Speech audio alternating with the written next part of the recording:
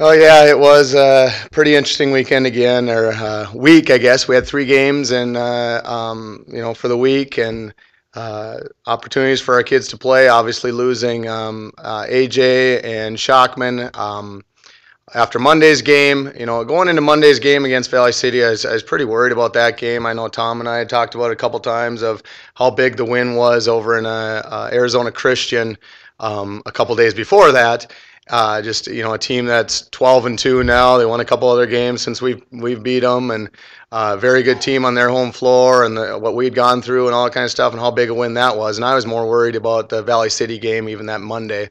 And I think our guys really did. They came, stepped up, and played hard for AJ and Shockman, especially AJ, knowing that it's his last game, and to come away with a 20-point win, we were pretty excited about that, especially with the circumstances. But then we took Tuesday off, and then came back, and Wednesday basically had our first practice for almost a month, I suppose. When I go back and think about it, is I think December 5th was probably a Tuesday or a Wednesday before a long road trip, and then we practiced then, and then finals week, just kind of got the kids in just to keep them in shape, didn't work on anything new, and then Christmas break for a couple times, and then we play that stretch. So we've had one practice in a month basically with these guys, and then Thursday we're getting ready for the game again. So Friday came and didn't know what to expect either, with a good Jamestown team that had lost about 5 games on the road. And watching their film, I was just like, holy cows, these guys are pretty good. And sure enough, they're 7-2 or something like that at home, and 2 and whatever on the road, which definitely happens to some teams with a new coach and some young players. So we didn't know what to expect. Obviously, to lose those 2 kids, beat a team like that by 30 points.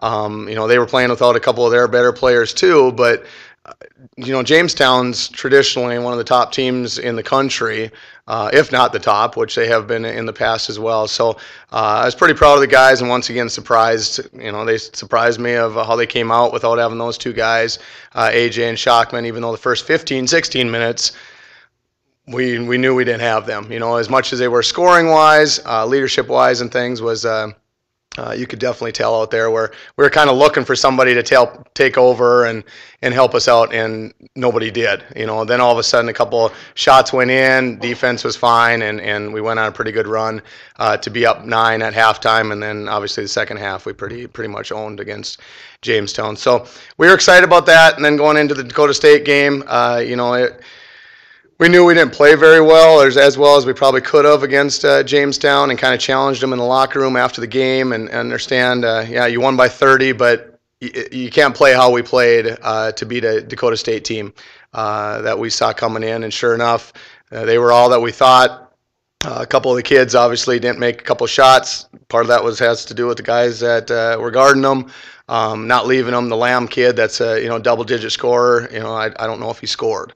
The point guard, Dennis, I didn't dare put anybody else in, and Dennis plays 45 minutes, and we talked about putting Luke on him and doing some different things just for some height, and we knew he had to go to the basket, but we wanted to have guys to help off, and sure enough, Dennis ends up with 5 steals, gives up so-called 29 points, and kind of gave him a hard time about that. But obviously that kid could take over, and he had a couple steals for baskets. I think he scored 11, 12 points just on steal it at the front from our point guards and go in and shoot. So it wasn't like Dennis is on him the whole time. But Dennis did a great job for us in that manner of keeping him under control and helping us and doing some things in that game. But like Tom said, they beat up on us pretty good. We got down by 16, 18 points in the second half, and our kids just don't give up. They kept plugging away, and when you put yourself in that situation with a young group, I think in that game, I know in that game we had one kid playing that played for us even last year, Lucas Nolan. James Dean had played some minutes. He'll, averaged 3-4 minutes a game, whatever it was, last year and whatnot. But when you got one kid on the floor that's even played in our program, basically, that's a pretty good group of other guys stepping up and doing some things. But it was a great comeback. We've been there before. The Westmont one probably would have been the greatest comeback of all times, not being down by a certain amount, but with a minute to go, being down 10, 12 points. finding a way to get to overtime, and then of course a half-court shot that goes in. But we've had put ourselves in those situations, which isn't necessarily a thing to be proud of, but we're proud of the guys coming back and finding a way once again either to get into overtime or finding a way to win the games. And we've been down plenty this year, and we just keep grinding it out and doing what we could. But the thing I was most proud of with the guys, not just getting the stops and not just defending the free throws so well, it was free throw, obviously with them missing and that kind of thing. Sorry, nobody picked up on my joke. Thanks, Tom. But yeah, defending the free throws, that was the joke. Yeah, it wasn't funny either time. But yeah, then the guys in different spots. One thing that we've tried this year, and once again, you go back to one practice in a month with a bunch of guys, and it was a little bit different than last year. We kind of related to last year, and 2 and 3 guys being out all year, it felt like, and starters and that kind of thing. Well, we knew it was coming, so we could prepare ourselves a little bit more mentally, at least. In practices and things, you just go practice. You want to win the games, and who's there, you practice, you go. But what I'm so proud of is because of us being so young and not guys in our program and that kind of thing, we've pretty much kept it of, if you're the point guard, you're playing the point guard spot. So we had 2 guys playing the point. We had, with Dennis and AJ, or Dennis and Philip. The 2 men, or our shooting guards, were James and AJ. The 3 were Troy and on with Lucas and stuff. And that's just the spots that they learned, because we didn't want to throw so much at them, even though we threw stuff at them, knowing that if we're going to be able to win when those guys are gone, we need to run this kind of offense and maybe a couple of these sets. So we put those in a month and a half to even 2 months ago, or at least before Christmas. Didn't hardly run them, but knowing when AJ's gone and Shockman, we're going to have to run our chin series is what we call it. So we're running some of that stuff this weekend and things, and then Philip can go now to the 2 spot, not have to learn a bunch of sets and do some different things that way. So we've kind of had a chance to do that a little bit. But what was so crazy about this game is their number 3, the Gordon kid, he just basically kept taking the ball from our point guards. I mean, he's a good player. We didn't handle it like we should. So we ended up having to move our point guards to the 2 guard spots, or even go put him in the corner and get him away from us, kind of thing. So we did some of those things. Well, then all of a sudden it's Lucas, who's been our backup point guard for 2 years, thank goodness. But he's basically playing a power forward for us right now. So you go from a point guard to a power forward, obviously playing the 3 spot a lot too, but now he has to play the 4 without Kelvin in there. So anyway, make a long story longer is we come down like the last 8 possessions of the game, and our execution and that kind of stuff is not bad, to say the least, and a lot of it has to do with freshmen out there and those kind of things. But on the whole offensive end, and then when we're trying to get into sets and getting guys in the right spots and blah, blah, blah, blah. But in that game, we end up going, okay, we called a timeout and go, okay, you're playing the point now. You're going to go to here. Dennis has never even come close to playing anything in our system other than having the ball in his hands, running that point guard spot. So here's what you need to go do. And we literally said, go stand in the corner, get that guy away. But some of our sets that we ran and things were for Lucas that we put in a year and 2 years ago, and they executed them unbelievable. I think 6 of the last 8 possessions were for him to go make a play where, a couple of them he fakes a handoff, he kicks it out to James, he fakes a handoff, goes and shoots a layup. We did a couple of those things, and our guys ran them perfect. And for a team that doesn't execute great, they don't do this great, they don't do that great, but then to come down at the end of games like they've done has just been incredible. And go back to that Westmont game and stuff too, is we call a timeout and go, okay, this is what you have to do, this, and this, and then they go do it, and it's stuff that we haven't worked on a ton and not been able to. So that's what I've been most proud of with our guys, is to be able to do some of those things that, once again, it kind of surprises you, especially as freshmen, new guys in your program, where if I would have said that to the team last year, I would have just sat back and go, okay, they're going to go do it, and they're going to do it right. And it was kind of nice to have guys in your program for 4 and 5 years. So that's the one nice thing. Obviously, you still need to make the shot. Obviously, you still need to defend. Obviously, all those things have to work out perfect for you. But our execution, 6 of the 8 possessions was, like I said, it was perfect. And for a team that we haven't seen that a lot this year, it was really nice to see. And then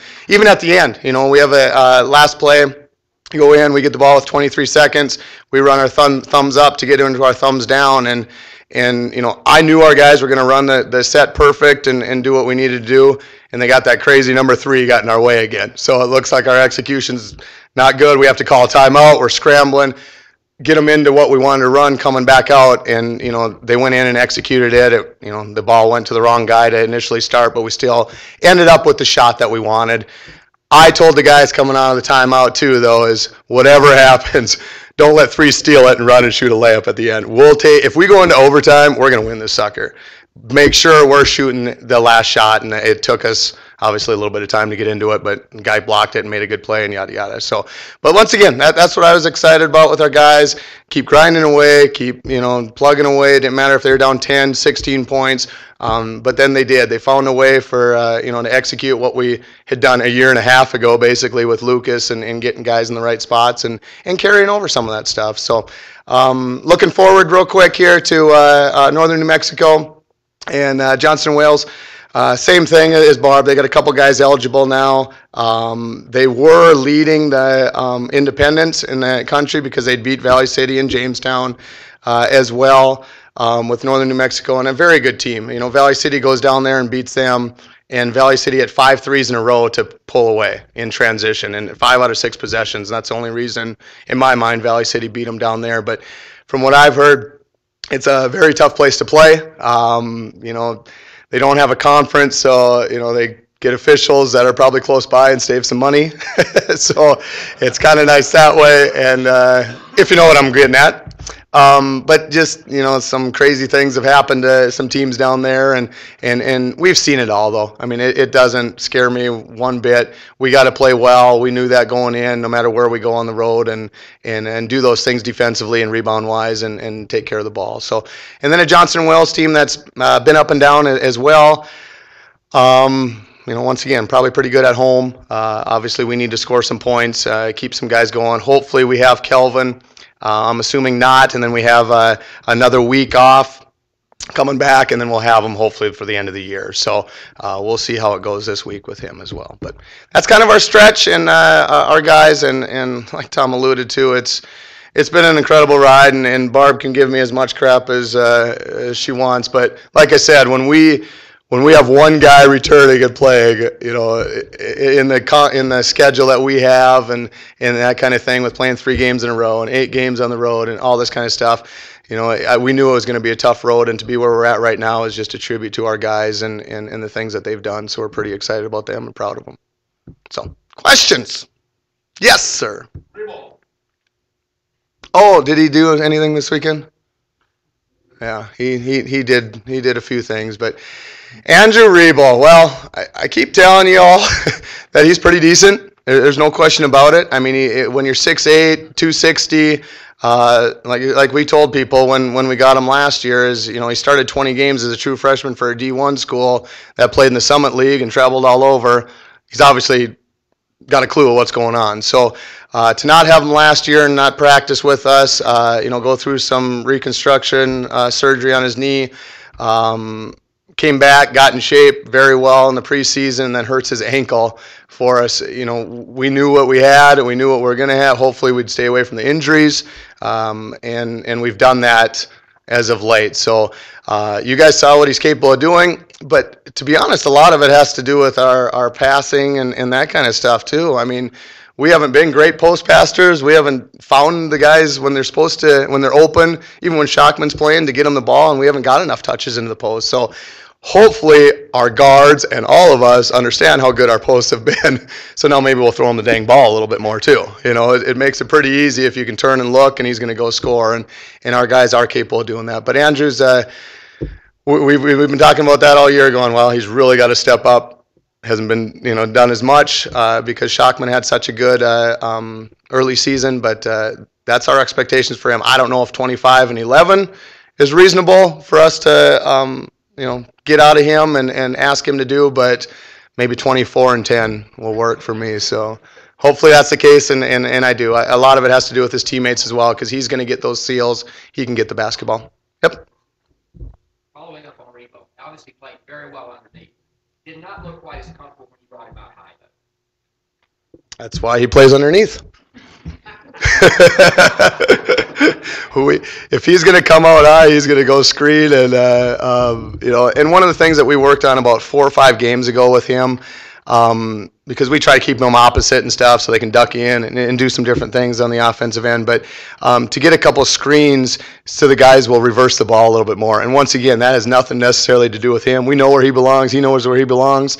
But for us, our guards to stay on the first and second side, which we always talk to get to the third or fourth side, we're like, okay, do we need to go screen for you? One of those kind of things, and get the ball moving. And we did that about 5 or 6 games ago, and as of lately, we've actually got the ball 3 and 4th, third and fourth side, and that's why he's out there.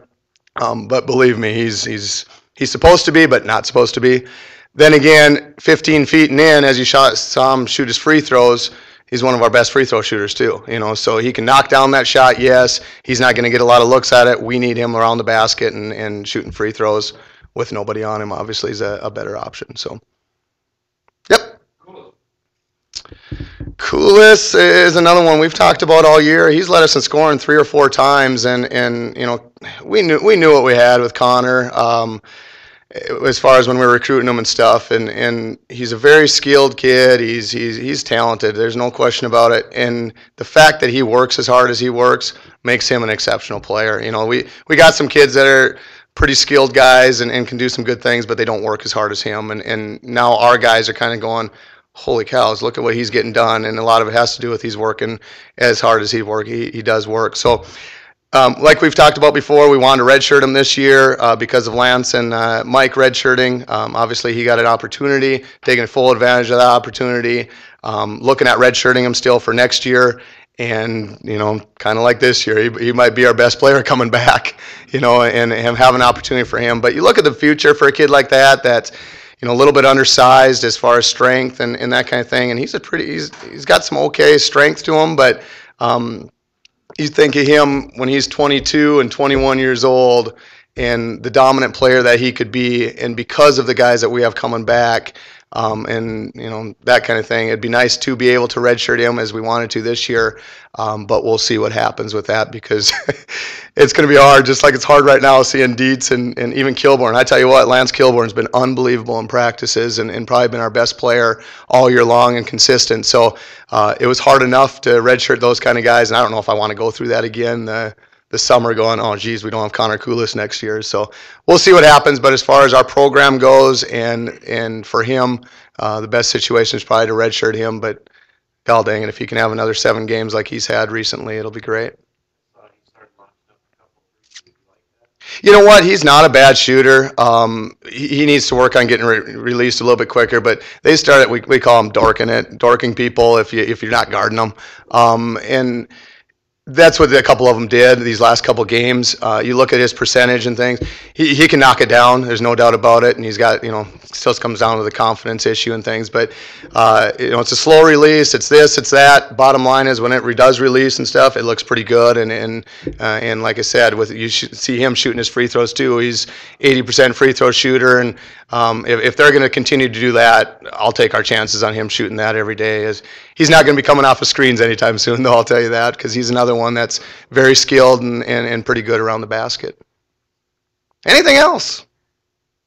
All right, thanks again. We'll see you next Tuesday.